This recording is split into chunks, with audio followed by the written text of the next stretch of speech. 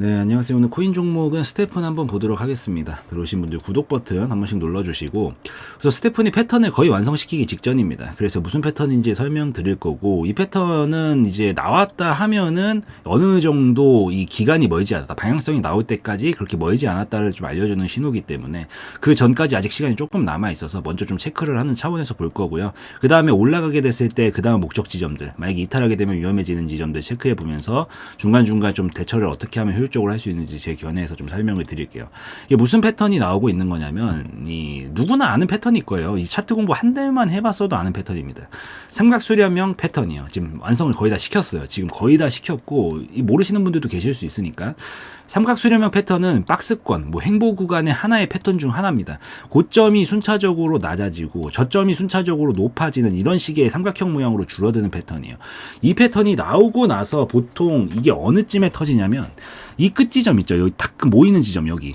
이 지점에 다 오기 전에 보통 터트리는 경우들이 굉장히 많아요. 굉장히 많고, 신뢰도가 엄청 높은 편입니다. 신뢰도가. 근데 약간 이제 물음표가 살짝 붙을 수도 있겠죠. 왜냐면, 아니, 누구나 다 아는 패턴이라면서 이게 그렇게 신뢰도 높으면 개나 소나 다 벌 수 있는 거 아니겠냐. 근데 이게 매매적으로 접근할 때 얘기는 조금 달라져요. 어떤 사람들은 박스권에 들어가가지고 여기서부터 터트려서 먹는 걸 좋아하는 사람들도 있고, 어떤 사람들은 이미 터지는 걸 보고 방향성이 나오고 나서 여기서부터 추세 탔을 때 들어가는 걸 좋아하는 사람들도 있고, 이 부분이 전부 다 다르기 때문에 매매적으로 접근했을 때 누가 더 효율적이다 아니다 막 이렇게 판가름하면서 얘기는 할 수 있겠지만, 흐름상 봤었을 땐 돌파가 나오면 우선은 어느 정도 시세는 충분히 나오는 편입니다. 그래서 이 신뢰도가 그런 차원에서 봤었을 때 한번 터트리기만 하면은, 돌파만 나오면은 충분히 그 방향성으로 길게 한번 이어지는 가능성이 높기 때문에, 그래서 신뢰도가 높다라고 불러요.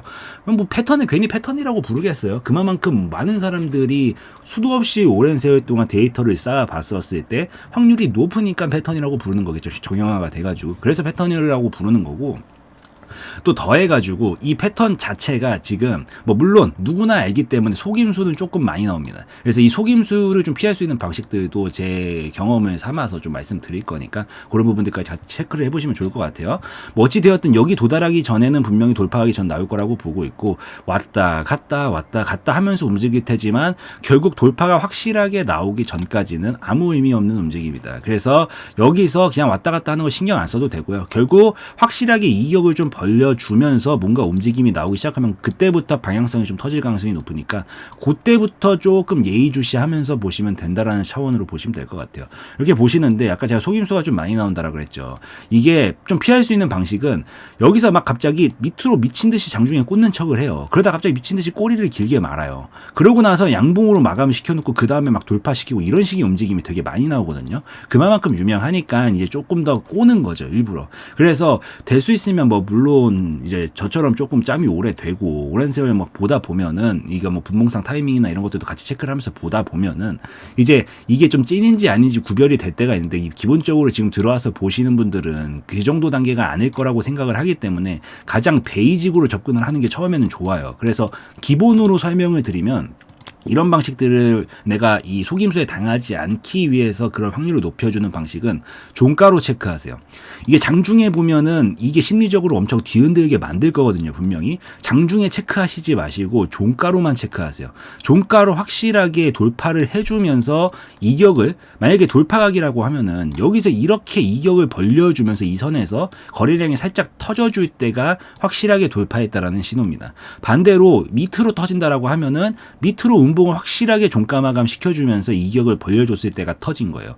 이게 확실하게 체크가 돼야, 종가까지는 어쨌든 얘가 장중에 올라갈 놈이라면 아무리 장중에 흔들어도 종가까지 이상하게 만들어 놓지 않거든요. 그래서 종가까지 체크를 하고 그때부터 판단하는 게 이 속임수에 잘 안 당하는 방식이다.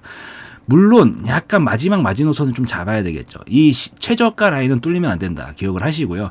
여 이상 올라가기 시작하면 그때부터는 확실하게 이 흐름이 완전히 올라탔다라고 좀 판단을 하면서 볼 수 있으니까, 장중에는 좀 넓게 잡고 이 위아래만 체크를 하시고, 이 안에서 지지고 볶고 난리치는 건 신경 쓰시지 마셔라.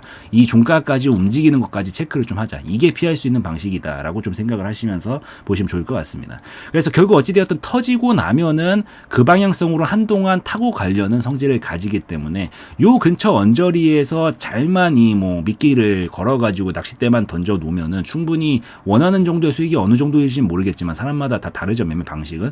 그래도 충분히 먹었다라고 판단될 수 있을 정도의 수익권은 나오는 편이기 때문에 그래서 요 구간에서 좀 잘 보자라는 관점으로 좀 보시면 될 것 같습니다. 이렇게 보시고 그럼 이제부터 대처 관점 뭐 이런 것도 얘기를 드릴 건데 여기서 이제 왔다 갔다 하다가 사실 저는 박스권 좋아하거든요. 저는 시간 조금 더 투자하더라도 박스권에서 조금 더 좋은 진입자리 선점해 놓고 이런 구간에서 그냥 손절 짧게 잡고 몇 번 치더라도 터지면 얘가 먹을 수 있는 높이값이 크니까 뭐 두세 번 손절을 해도 사실 한 번만 먹으면 맨징하고도 남거든요. 그래서 사실 저는 이런 데를 선호하는데 여러분들은 그냥 베이직으로 봐야 되니까 여기서 돌파가 우선 나오는 걸 본다. 첫 번째 돌파가 나오는 걸 딱 보는데 지금 거래량 추이 자체가 보면은 여기 앞전에서 이마만큼 나왔고 그 다음에 이마만큼 나왔어요. 거래량의 크기가 좀 줄고 있거든요.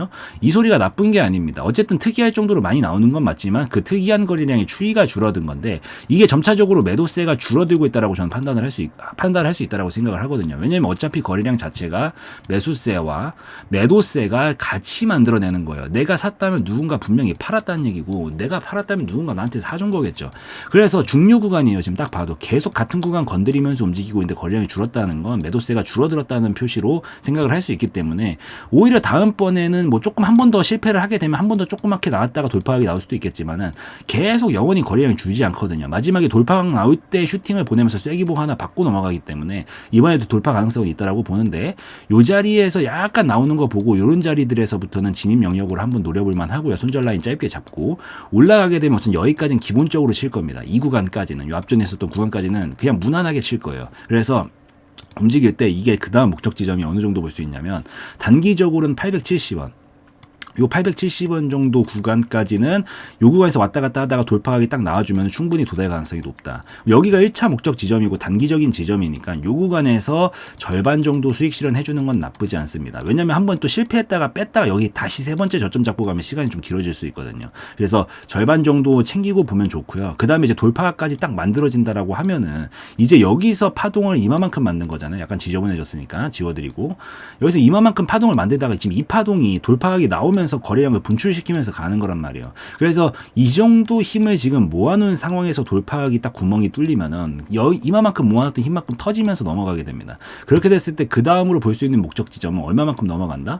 여기서 만들어놨었던 폭만큼 보통 넘어가는 편입니다. 그래서 그 다음은 제가 봤었을 때 1,800원 정도가 그 다음 목적 지점이 될 것으로 보이고 여기를 최종 익절 라인 정도로 잡고 보시면 좀 더 효율적으로 대처가 가능하지 않을까라고 좀 생각을 합니다. 그림을 그려보자면 뭐 여기서 뭐 이렇게 흔들고 이렇게 가더라도 이런 식으로 돌파각을 만들면서 상승 흐름을 이런 식으로 이끌어 나갈 가능성이 높다라고 보이거든요. 그렇게 됐을 때 1,800원 정도가 전량 익절 라인이니까 중간중간 분할로 욕심 좀만 안 부리고 분할로만 대처를 해나가면서 가져가면 생각보다 좀 푸근하게 좀 가져갈 수 있지 않을까 생각을 하니까 이 자리에서 이렇게 좀 보시는 관점. 올라올 때 절반 익절, 돌파까지 나오면 1,800원 익절. 만약에 돌파 실패하면 어떻게 한다? 본전에서 그냥 딱 걸어놔요. 본전에다가 그냥 딱 스탑로스 걸어놓고 어차피 절반 수익 챙겼으니까 이탈 나오면은 그냥 본전에 정리하고 다음 그림 좀 보다가 안정화되면 재진입하면 되는 거고 안 나온다 싶으면은 다른 종목 보러 가면 되는 거니까 이런 관점을 접근하는 게 좋고요. 올라갈 때는 만약에 얘가 실패를 하게 되면은 이제 여기부터 이탈하기 시작하는 순간부터는 그때부터는 좀 머리가 아파질 거예요.